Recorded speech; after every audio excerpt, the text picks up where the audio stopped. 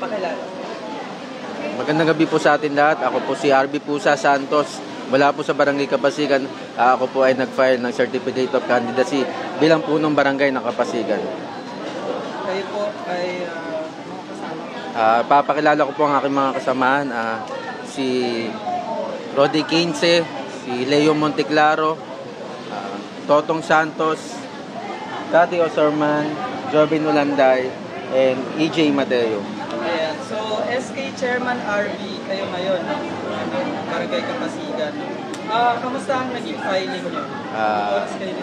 Okay naman, kahit inabot ng gabi, hindi naging hadlang ang ulan. Nakapag-file naman kami ng grupo ng maayos. Oo. Ang Team Pusa, no, sa pangunguna mo, SK Chairman, ano? Tututukan po natin ang sektor ng livelihood and sa kalusugan po ng Barangay Kapasigan. Ang lusot po ng Pasig ay maraming programa na pwede nating ibaba sa Kapasigan noong panahon ng pandemya.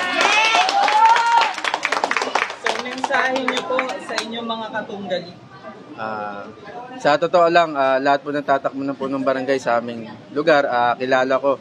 Ang sa akin lang, sana naway ang pumili ng kandidato na may konkretong plataforma at magandang hangarin para sa Barangay Kapasigan.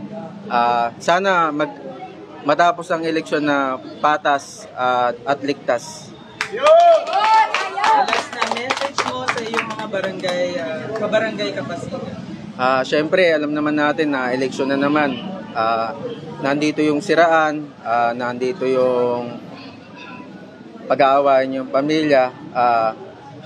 Sana Kapasigan, gumising naman po tayo. Ito na po yung pagkakataon para maipakilala natin ang Barangay Kapasigan bilang isang modelo sa Kalakaang Pasig.